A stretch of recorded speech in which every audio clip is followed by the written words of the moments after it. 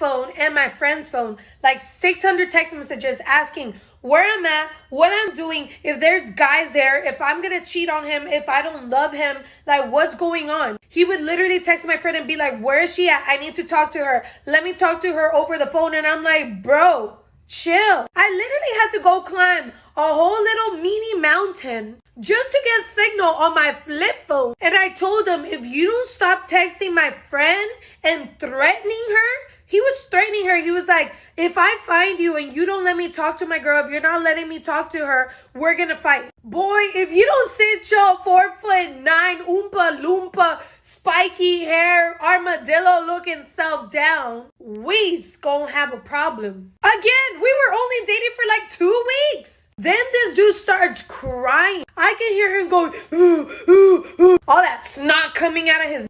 So when this dude started crying profusely, just and I could hear the snot and just the like you know when somebody's crying because your mama hit you like 20 times with the spatula. He was acting like I just killed his favorite puppy. Like I don't even know. I can't believe you're taking your friend's side. You're probably cheating on me. What? Are you freaking kidding me, dude? He's like, you haven't even sent me pictures in the last hour. Yes, he wanted me to send him pictures every hour.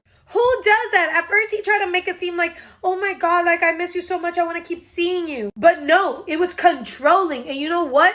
Your girl catched up to it. And I was like, no, honey. No, ma'am. My mom taught me to be smarter. He was like, if you leave me, I'm going to die. Well, we know he didn't die because, he was on the Steve Wilkos show. But I was like, you know what?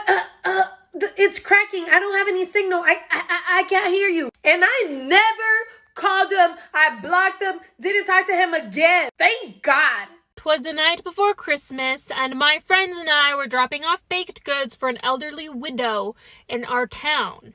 And my friend and I stood by the getaway car while our guy friend went over because he was the fastest runner, and he put the cookies on the porch, and then he ran and he hid in a bush. And she didn't come out, and I guess he really wanted her to see them. So he ran back, rung the doorbell, and then he hid in a bush. And she didn't come out again, so he went up a third time, rang the doorbell, but this time he spun around almost immediately and started sprinting towards the car. And he was like, drive, drive, drive! And we were like, what? And we jump into the car, we started up, he dives into the car, and he was like, she called the cops? When I rang the doorbell, she screamed out that she called the cops. Something I still think about a lot is when my cousin bought his very first house, he invited me to a housewarming party. So I showed up and I said, congratulations on your new house. I brought you a pineapple. And his wife said, oh, we're not doing gifts. And I was like, that's okay. It's just a pineapple.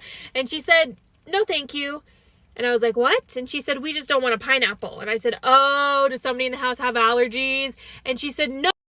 A pineapple. And I was like, okay. And so I put it down on the table and I enjoyed the party. And then my way out the door, I was gonna forget the pineapple on purpose, so I just left. And she scooped the pineapple off the table, chased me down with it, and said, don't forget your pineapple, you can chop it up and eat it at home. And I was like, I will chop this up and eat it at home, and I'll use the rind to make juice, because you can do that if you soak it overnight so that it doesn't destroy your blender. Bet you didn't know that. Bet you wish you had this pineapple now. But I just still, like, to this, why? It wasn't just that she didn't want the pineapple. What bothers me is that she aggressively did not want the pineapple. And I just, why, Holly? Why? Why did you not want my pineapple? This is why I never trust anybody off of Roblox. A few years ago on Roblox, when I started playing Roblox, I would join a bunch of games and friend everybody in the game. I would even join different servers to friend more people. But this one time, I joined a server and I was very interested in the game, so I didn't friend anybody in that one. But I got a friend request from a girl named Ladybug134. Her name sounded very cool at the time, in my opinion, and I accepted it. Then I left the game to start chatting with her. She started chatting with me about saying, can I make a group chat with you and my friend on Roblox?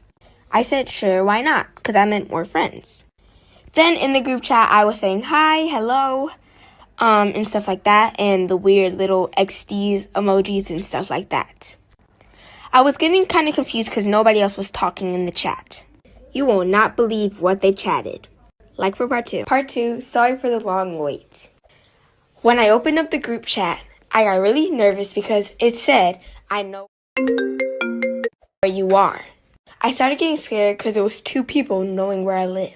So I unfriended both of them and blocked them. I joined the same game and got another friend request from somebody. This time, The name was Lady Man 256 because in the beginning it was Ladybug. So, I don't know. I accepted it because at the time, like I said, I thought having a lot of friends was cool. They chatted me linking my email. I got really nervous. When I clicked the email, it had pictures of me. I kept on getting spam accounts.